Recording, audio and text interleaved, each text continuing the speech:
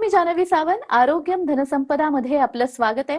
प्रेक्षक हो, छातीत जडपणा, पोटात गॅस सारखी भावना आणि आपण म्हणतो काही नाही, ऍसिडिटी असेल, पण कधी कधी हीच दुर्लक्षित लक्षणं हार्ट अटॅकचे संकेत असू शकतात.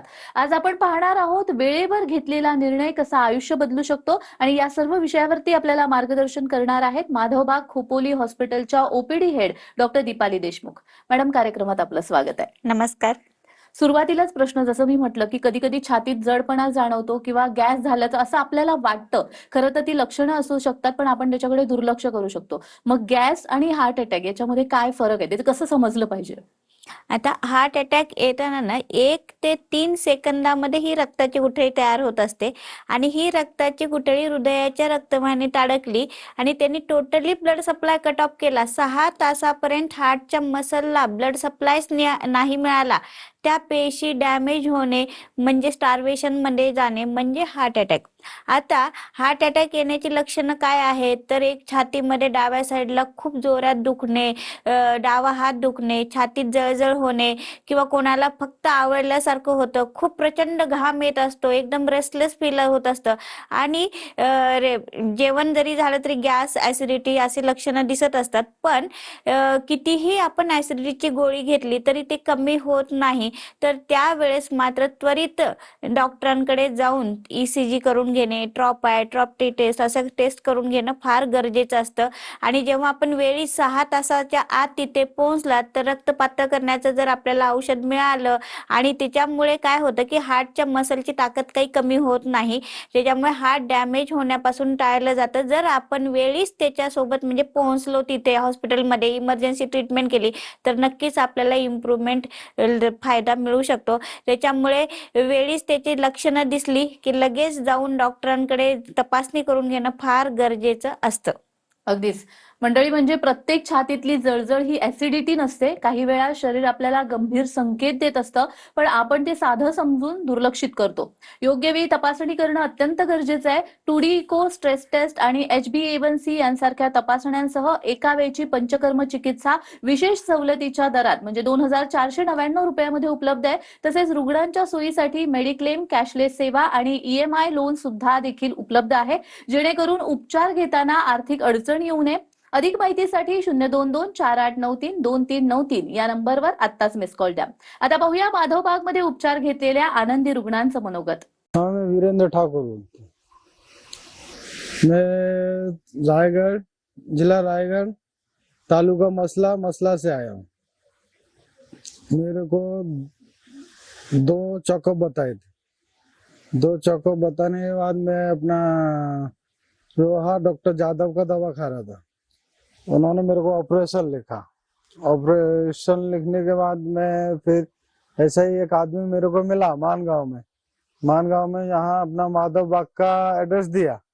मैं पहले दिन आया इंक्वायरी किया, फिर मेरे को अच्छा लगा, यहाँ देखा आधा 1 घंटा कि हाँ सही है हिसाब किताब, जो कुछ फायदा है तो ही पब्लिक आती है ना इतना। तो फिर मैंने डिसीजन लिया कि हाँ ठीक है मैं भी आता हूँ। फिर मैं आया, मेरे को भी बहुत एक आराम है भाई। पहले दिन फटाफट में चला तो 13 मिनट कुछ चला था और मेरे को दम लगा।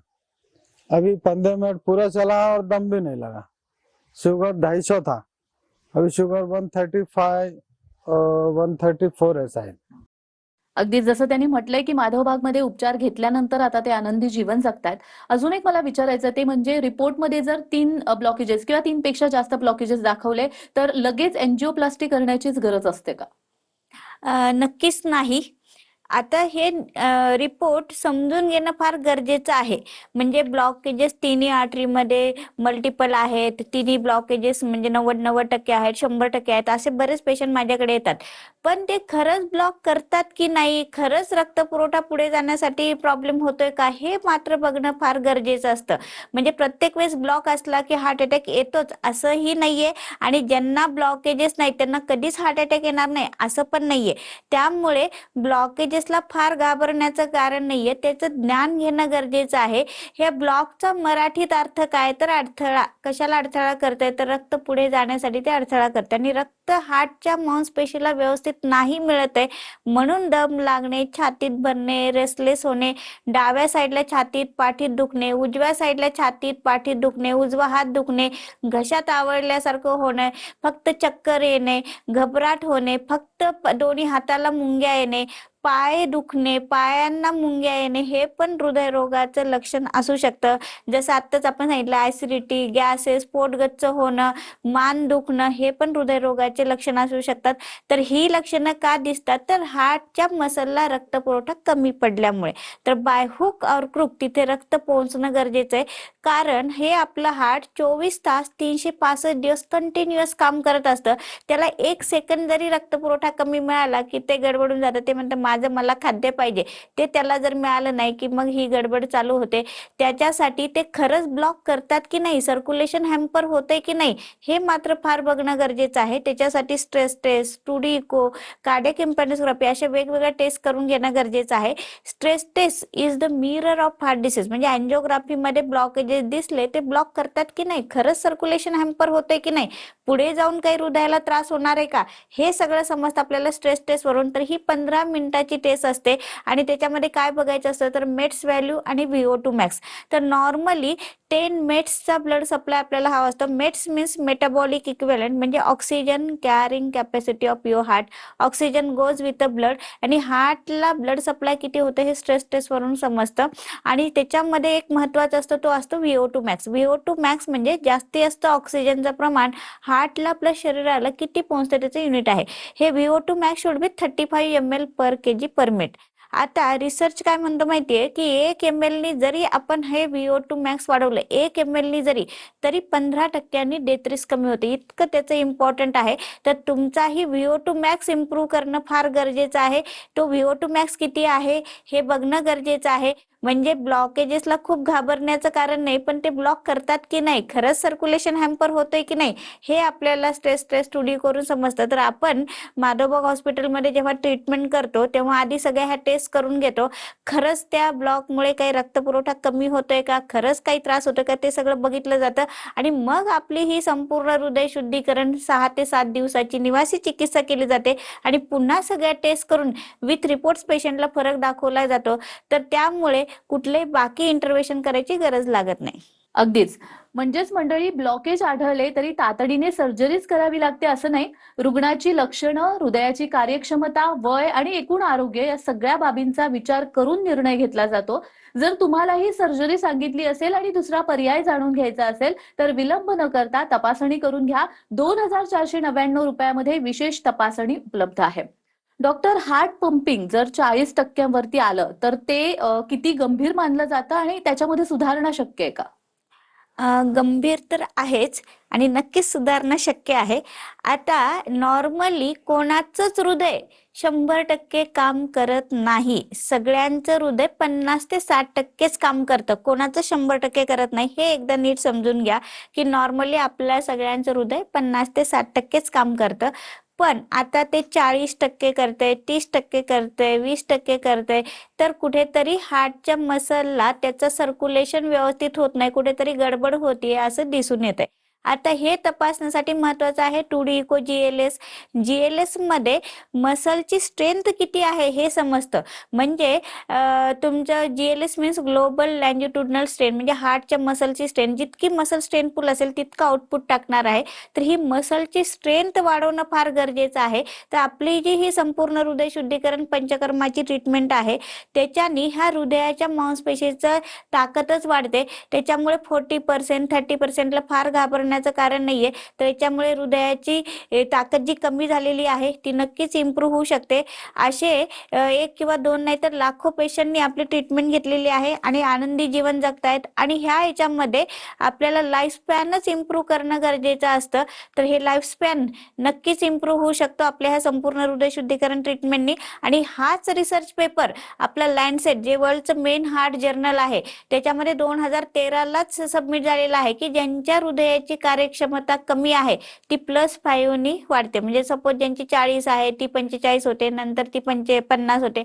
असे आपले ट्रीटमेंटनी इम्प्रूव्ह झालेले पेशंट अनेक आहेत आणि ते कित्येक दिवस झाले कंटिन्युअस फॉलोअपला पण येत आहेत आणि आनंदी जीवन जगतायत. त्यांचा लाईफ स्पॅन पण वाढलेला आहे आणि त्यांचे मॉर्टॅलिटी रेट पण कमी झालेला आहे. निश्चितच. म्हणजे हार्ट पंपिंग कमी होणं ही हृदयाची कार्यक्षमता घटणं याचा संकेत असतो. अनेक रुग्ण हा आकडा ऐकून घाबरतात, पण योग्य वेळी समग्र उपचार आणि जीवनशैलीमध्ये बदल केल्यास सुधारणा शक्य असते. 2499 रुपयांच्या विशेष पॅकेजमध्ये आवश्यक तपासण्या उपलब्ध आहेत. अधिक माहितीसाठी आत्ताच 02248932393 या क्रमांकावर मिस कॉल द्या. आता पाहूया माधवबागच्या उपचारानंतरचं आनंदी रुग्णाचं मनोगत. माझं नाव कमलेश विक्रम ढोले आहे. मी सायन मुंबई इथे रहिवासी आहे.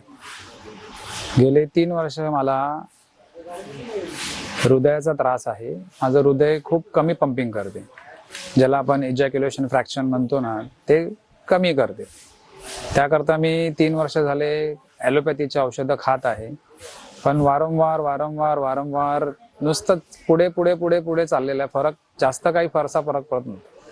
माधवबागचं क्लिनिकचं मी इलेक्ट्रॉनिक मीडियामध्ये ॲड बघितली की इकडे हृदयासंदर्भात बऱ्याचशा प्रिकॉशन घेतले जातात आणि उपचार पद्धती आयुर्वेदिक पद्धतीने घेतली जाते, जेणेकरून आम्ही इकडे एकदा येऊन इकडे ज्या डॉक्टर आहेत त्यांना आम्ही कन्सल्ट करून गेलो. त्यांनी आम्हाला सुचवलं की तुम्ही इकडे 4 दिवसाचं एक सेशन घ्या, त्याच्यानंतर तुम्हाला फरक काय आहे तो जाणवेल. आता मी आलो त्यावेळेला माझं पोट एकदम गच्च होतं आणि माझं वजनही खूप जास्त होतं, पण अवघ्या 4 दिवसामध्ये जवळपास 2 ते 2.25 किलो माझं वजन इकडे कमी झालेलं आहे. जो मला थकवा येत होता ते मला थोडा आता एनर्जेटिक वाटते. जे माझे अंग अकडल्यासारखं होतं, फ्रोझन शोल्डर्स वगैरे होते, फिजिओथेरपी आणि योगामुळे ते थोडंसं सुदृढ झालेलं आहे. म्हणजे आता मी व्यवस्थित हात फिरवू शकतो. नाही तर पहिले हात मी वरती केला तरी मला कळ यायची, पण त्या आता मी व्यवस्थित तुमच्यासमोर असं पूर्ण हात वरती करू शकतो. वजन माझं जवळजवळ 80 किलो होतं, आता 77.5 म्हणजे जवळजवळ 2.5 किलो वजन माझं कमी झालेलं आहे. अगदी जसं त्यांनी म्हटलेलं आहे की माधवबागमध्ये उपचार घेतल्यानंतर त्यांना आता बरं वाटायला लागलेलं आहे. आणखी मला विचारायचं ते म्हणजे इन्सुलिन रेझिस्टंट आणि लठ्ठपणा हा हृदयासाठी किती धोकादायक असू शकतो? नक्कीच खूप धोकादायक आहे. आता इन्सुलिन रेजिस्टन्स, हे फॅटी लिव्हर, पुन्हा तुमचं वजन वाढणे हे कसं इंटरलिंक्ड आहे बघा. तर अतिरिक्त जे फॅट्स आहेत ते इन्सुलिनच्या दाराशी जाऊन इन्सुलिन रेजिस्टन्स करून शुगर वाढवतात आणि ह्या शुगरमुळे तुमच्या रक्तवाहिन्यांची लवचिकता जी आहे ती कमी होत जाते, त्याला काठिण्य येतं आणि त्याला काठिण्य आलं की तुमच्या ह्या ताणतणावामुळे, ह्या बदलत्या जीवनशैलीमुळे त्याला अल्सरेशन झाले की ते जे काय अल्सरेशन भरण्यासाठी बेचारं कोलेस्ट्रॉल तिथं डिपॉझिट होतं आणि ही फॅक्टरी ऑफ ब्लॉकेजेस चालू होते.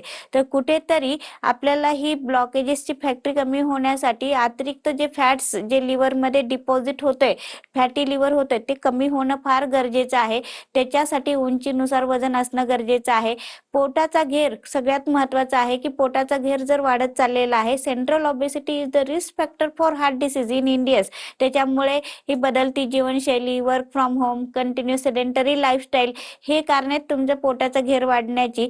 आणि बऱ्याच वेळा असं होतं की पेशंट सांगतात, अहो मी तर काही दारू वगैरे पित नाही तरी पण माझं लिव्हर फॅटी होत आहे. तर त्याचं कारण आहे जे काही अतिरिक्त आपण वेळी अवेळी खातोय की कार्बोहायड्रेटचं प्रमाण आपल्या जेवणामध्ये वाढतंय. म्हणजे पिझ्झा म्हणा, बर्गर म्हणा, बिस्किट, ब्रेड, बटर, पाव, टोस्ट, जे कॉम्प्लेक्स आणि सिंपल कार्बोहायड्रेट, म्हणजे आपण पोळी जास्त खातो आणि भाजी कमी खातो. तर ह्या जास्त प्रमाणात जे कार्बोहायड्रेट जात आहेत, जास्त प्रमाणात जे पोळी, भाकरी, भात जे जेवण आपण जेवतोय त्याच्यामुळे सुद्धा फॅटी लिव्हर होऊ शकतं. त्याच्यामुळे जेवणाची सुरुवात सलाडनी करा. गाजर, बीट, मुळा, कोबी, सलापत्ता, सिमला मिर्च, फ्लावर जे काही आहे तुमच्याकडे आधी थोडं स्टीम करा. मग अर्ध थाली ते 1 वाटी डाळ, 1 वाटी भाजी, मग भाकरीला हात लावा. म्हणजे अतिरिक्त जे काही तुमचे फॅट्स आहेत ते कमी होण्यासाठी काम होणार आहे. म्हणजेच इन्सुलिन रेजिस्टन्स कमी होण्यासाठी काम होणार आहे. त्याच्यासाठी डाएट, एक्सरसाइज, लाईफस्टाईल चेंज आणि सोबत पंचकर्म की जे ऑलरेडी जे डिपॉझिटेड आहे ते बाहेर काढण्यासाठी जर आपण संपूर्ण हृदय शुद्धीकरणाची साथ घेतली तर नक्कीच आपण इन्सुलिन रेजिस्टन्स, फॅटी लिव्हर पासून मुक्त होऊ शकतो. अगदी खरंय. आणि मंडळी, एक गोष्ट लक्षात घ्या, लठ्ठपणा म्हणजे फक्त वजन वाढ नाही, तो शरीरातील मेटाबॉलिक असंतुलनाचा इशारा आहे. पोटाभोवती वाढलेली चरबी, साखर, बीपी आणि कोलेस्ट्रॉल या तीनही गोष्टींवरती परिणाम करते आणि हृदयावर अतिरिक्त ताण आणते. म्हणूनच वजन नियंत्रण हा केवळ दिसण्याचा प्रश्न नाहीये, तर जीवन रक्षणाचा विषय आहे. माधवबागमध्ये 2,499 रुपयामध्ये तपासणी सुविधा उपलब्ध आहे. कॅशलेस मेडिक्लेम आणि EMI लोन सुविधेमुळे उपचाराचा मार्ग अधिक सोपा होतो. त्यासाठी 022-4893-2393 या नंबरवर आत्ताच मिस कॉल द्या. या विषयासंदर्भात आपण अधिक जाणून घेणार आहोत, मात्र वेळ झालेली आहे छोट्याशा विश्रांतीची. कुठेही जाऊ नका, पाहत रहा आरोग्यम धनसंपदा.